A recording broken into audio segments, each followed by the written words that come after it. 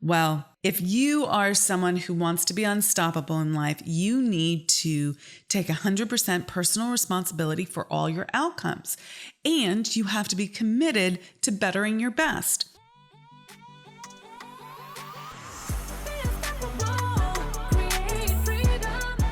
The Thinking Yourself into Exponential Results series on the podcast comes to you every Saturday morning and takes what we discuss in the Morning Mindset Club, compiles it into one easy to access recording, and gives you some killer bonus content at the end that's not to be missed and only available here. So let's dive right in. In this episode of Thinking Yourself into Exponential Success, we are looking at the destructive thoughts, negative influences, and fears that are communicated from one person to another. This is so critical to be aware of for you and your business, because if you are allowing negative influences and fears into your thinking and you're unaware of it, it will influence how you're making decisions, the risks that you're willing to take, being visible and going for more, everything that's required for scaling your business. So listen in and learn. I hope you enjoy this episode. I'm Amira Alvarez, and have an amazing day. Good morning and welcome to another great day with the Morning Mindset Club. I'm Amira Alvarez, and let's get started. We are in chapter 15 of Think and Grow Rich, in the chapter entitled How to Outwit the 6 Ghosts of Fear. And Napoleon Hill is wrapping up this chapter and, quite frankly, this book with a lengthy series of questions that are put forth to you for self-analysis. This is to look at yourself and identify where you stand with these things and how you might better your best. So come along with me, answer the questions, and then with many of them, I am giving you tips on how you can apply the lesson that is implied in the question and how you can actually grow yourself and get to the next level faster than you would think otherwise, meaning without attention, without presence, without focus, without, quite frankly, a little bit of effort. Okay, let's go. You ready? The next question is, do you face squarely the circumstances which make you unhappy or sidestep the responsibility? So this is important whether you're looking at your circumstances in life in general or more specifically in your business. Do you face them squarely? Do you look at them and do you say, this is good and I want it to be even better, or this is not good and we really need to shift things here? Do you face them squarely? Do you look at them without coming up with stories, alibis, reasons, excuses, all of that? Do you just say, this is where I'm at and I'm going to take 100% personal responsibility for my circumstances? Now, what happens if you're not happy with some of your circumstances, as many of us are? In fact, this is not necessarily a bad thing. You want to be in growth. You want to be growing all the time. So that by definition is going to create some discontent, some unhappiness, some lack of satisfaction in your life. Now, I often say, be appreciative, be grateful, be happy with what you have, but don't be content. Okay. Don't be someone who is satisfied.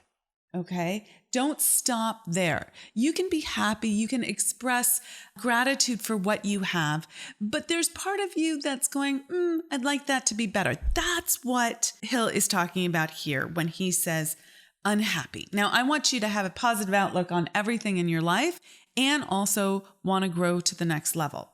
So how do you handle this? Well, first thing you want to do is list out everything that's making you unhappy. Don't deflect. Articulate exactly what it is that's making you unhappy. Some things might be small. The house is a mess. There's too many dishes in the kitchen sink. Some of them might be larger. I don't have money to meet payroll this month.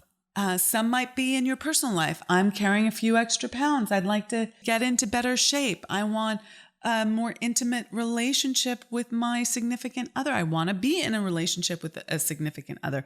Whatever it is, just write it out. I don't like the color of my office, the paint on the walls, right? I don't care what it is, small or large, list it out. Don't deflect, articulate them. And then your next step here is to decide how you wish to go about improving the situation. How do you wish to tackle them?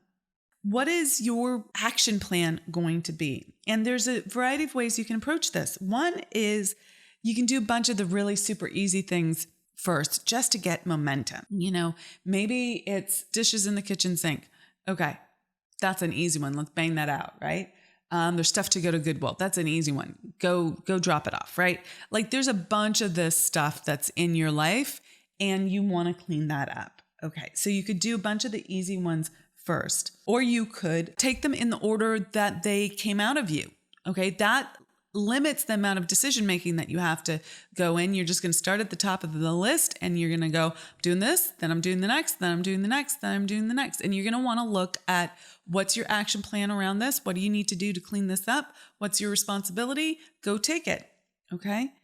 Or you can prioritize the most impactful items on the list first.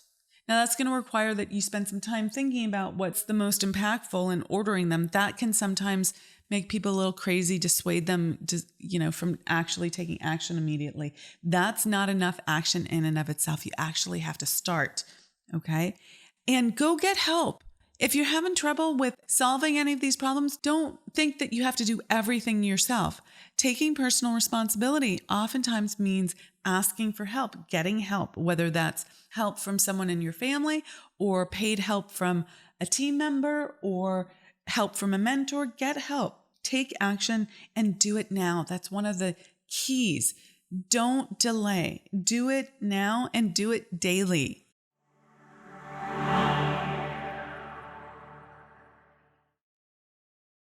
Good morning and welcome to another great day with the Morning Mindset Club. I'm Amira Alvarez and let's get started. Okay, next up in this list of questions for self-analysis, Hill asks, do you analyze all mistakes and failures and try to profit by them, or do you take the attitude that this is not your duty? Well, if you are someone who wants to be unstoppable in life, you need to take 100% personal responsibility for all your outcomes, and you have to be committed to bettering your best. So regardless of whether we're talking about something small like a conversation or a team meeting, or your effort for this week or for this month, or meeting your major goal this year, whatever it is that you are engaged in, are you analyzing for mistakes that you made and minor failures? We all make mistakes. This is not something to avoid looking at or avoid feeling. When you feel that you've made a mistake, that's important to move towards that and analyze it. What could you have done differently without the guilt, without the shame? Just look at the experience. What would you do differently? If you can articulate that for yourself, you will be sending a directive to your subconscious that says, this is the way I want to do it going forward. This is how we do things now. And you will better your best. You will ever increase the level of work that you're working at. So think about the ways in which you can do this. Could you do it at the end of the day? Could you do it after every conversation with your team? Could you do it after major events? Could you do it after your marketing initiatives? Where can you integrate this iterative process of analyzing what you could have done better? This is how you profit from your mistakes.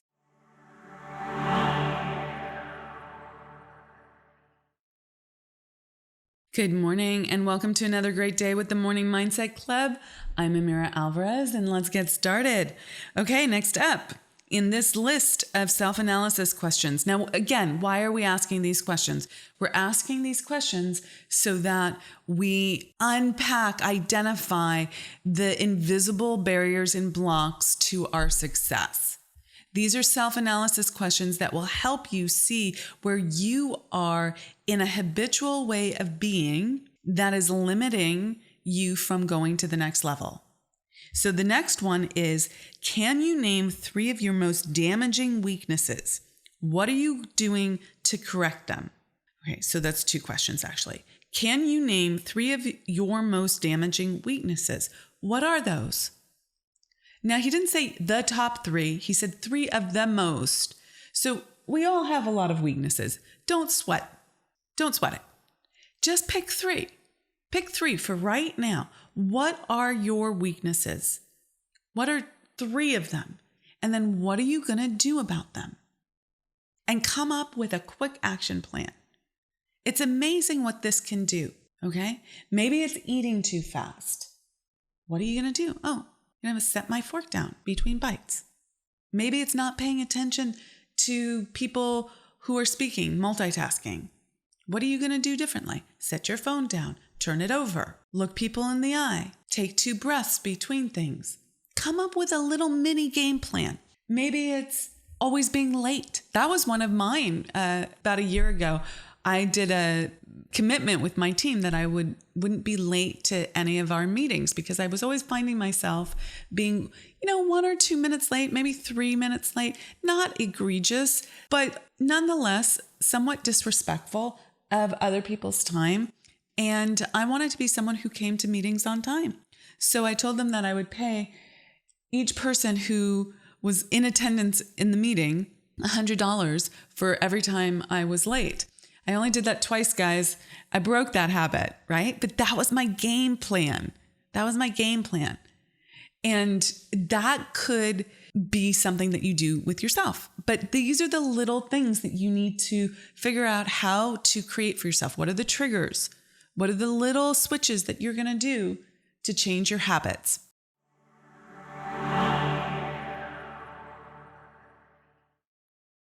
Good morning and welcome to another great day with the Morning Mindset Club. I'm Amira Alvarez and let's get started.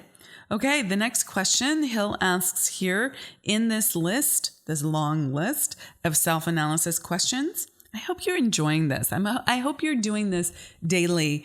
If you're listening to it in the podcast where we combine all the dailies, then I hope you're pausing the podcast or listening through it in its entirety and then going back to each one and pausing and answering the question, not just listening, but actually answering the question and coming up with your go forward plan for each item here. Okay.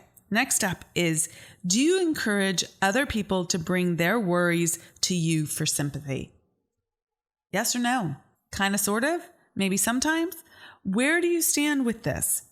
So you have to look at this. Now, I'm not saying do not be a sympathetic person. Do not help your friends. Do not lend a listening ear when that's required. I'm not arguing for being an island or insensitive. But if you are encouraging others to bring their worries to you for sympathy, you need to look at that.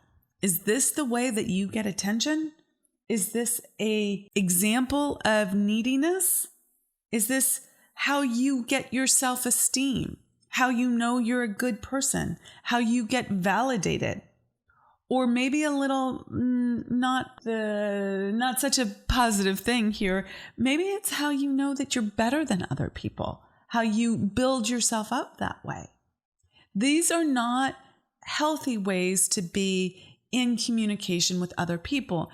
And if you are activating this, if you're actively encouraging people to bring their worries to you, you are going to be in an environment of worry. You're going to be opening yourself to negative influences. You're going to be involved in the drama.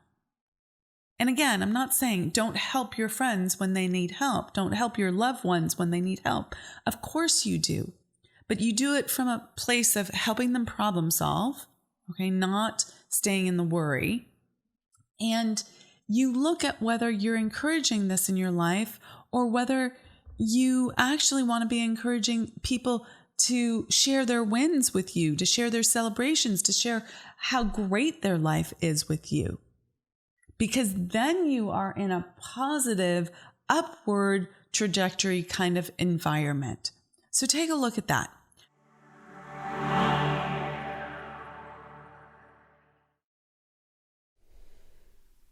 Everyone's made for greatness, but not everyone executes on it. If you feel like you're hitting an invisible barrier and you're not living up to your full potential, join us at the Unstoppable Woman Income Breakthrough Summit, where I'll show you exactly how to get out of your own way, apply the universal laws to your business, and scale quickly. Learn more and grab your ticket at theunstoppablewoman.com/summit.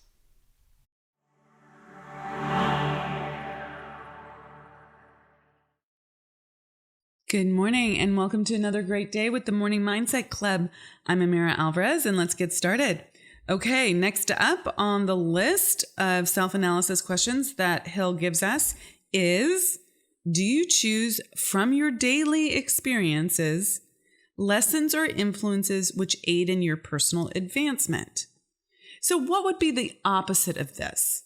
Well, it would be looking at your daily experience and seeing how everything is holding you back or things that are going wrong, or somehow ignoring the lessons that are there for helping you grow and become more in this life that we're living. So there's opportunities every day for growth. And you can either look at them as something that's like a monkey on your back, something that's a weight that you're carrying, something that's challenging and insurmountable or holding you back, or a circumstance that you're going to blame, or you can see everything as an opportunity for growth. So on the daily, are you looking for lessons or influences which aid in your personal advancement? What are you going to pull out from today that's going to help you go further, faster, better, right? Something that's going to help you go deeper, that's going to help you become more of who you want to be, that has some benefit to you and thus to the whole world, because hopefully you're sharing your amazingness as you grow and become more with everyone around them. So are you always looking for what went wrong, or are you looking for the opportunities, what you can pull out of all your experiences? Okay, think about that for today. Think about that for if you're listening in the morning. Think about how you can pull out of yesterday some extraordinary opportunity. If you're listening at the end of a day, think about how you could pull out something extraordinary, some lesson that can help you grow from today.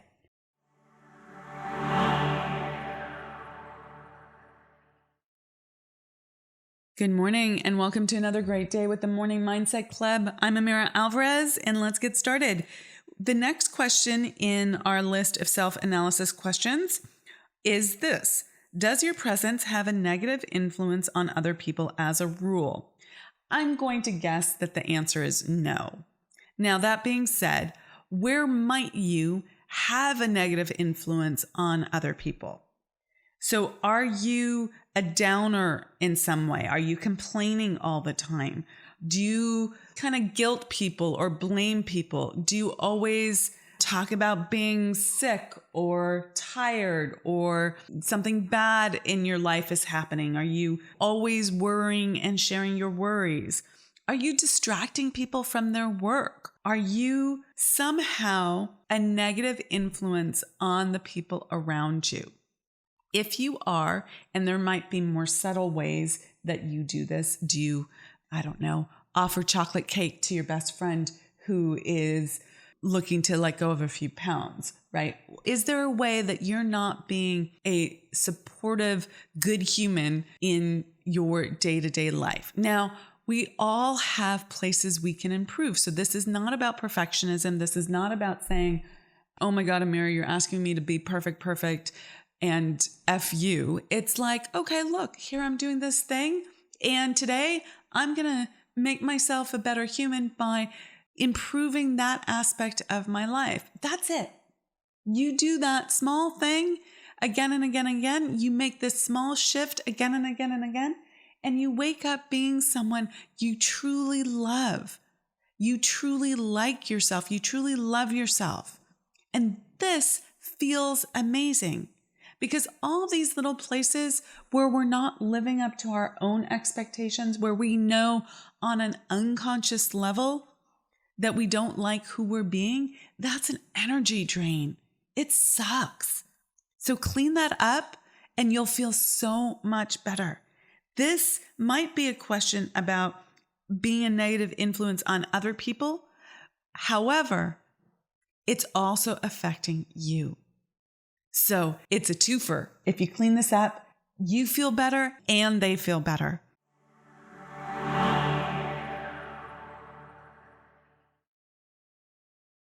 Good morning and welcome to another great day with the Morning Mindset Club. I'm Amira Alvarez and let's get started. Okay, next up in this list of questions for self-analysis, we have what habits of other people annoy you the most? Now, isn't that interesting?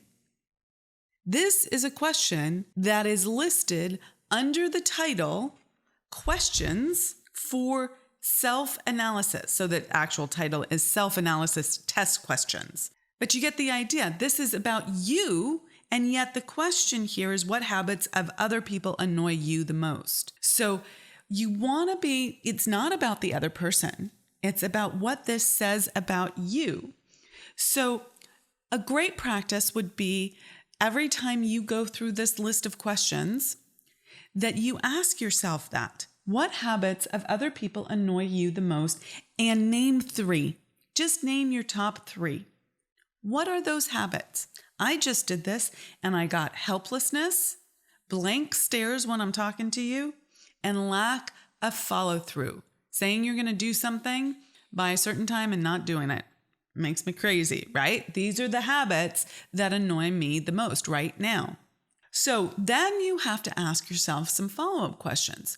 What is this calling out of you? Is this telling you, to look at yourself and say, is this something I need to do more of myself?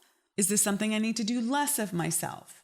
Do I do this myself? In what ways am I blanking out on this? Saying the world out there, all those other people do it, but I don't do it. And where is it something that you need to encourage more of in yourself or let go of or both? What is it actually calling out of you? So when I look at that helplessness, when someone else is behaving in a way that seems helpless and I go into, oh my God, that's so annoying. I want them to have this agency, this ability to figure it out themselves and not be helpless. However, I recognize in the process of doing this that if I am always being someone who's super on it and can figure everything out herself, I can't scale my business, right? I can't delegate and let someone else take care of things. Now, this does not mean that if the rubber hits the road, I'm not taking responsibility and stepping in and doing stuff. Absolutely. But if I am supremely capable, I don't allow myself to be supported, whether that's by my man or by my team or by the other people in my life. So that's something I actually need to encourage in myself, a moment to say, I can allow myself to be helped. Okay. Now, what about those blank stares, that unexpressive, non-communicative, slow thing that people do when you say something to them and they have this blank stare? Oh my God, makes me crazy, right? But again, I'm looking at this from a place of self-analysis. And I realize that I was taught to react immediately, to jump through hoops for other people. If they said something that I needed to react immediately. What if I didn't have to do that? Maybe I don't have to go as far as having a complete blank stare, but maybe I can allow myself to have a slower response, to take my time in responding, to being a little bit more spacious in that moment, and that was okay. That was okay. Okay. And what about the lack of follow-up? Well, guess what? I am certainly not perfect in that arena. And that is a place where I need to encourage myself to only commit to the things that I know that I can follow up on in the time period that I have said I'm going to do it in. So that's a place where I need to better my best. And I hope these examples of how I've looked at the habits of other people that annoy me the most as a way of analyzing what needs to change for me and how I can take personal responsibility in my life. I hope that has helped you.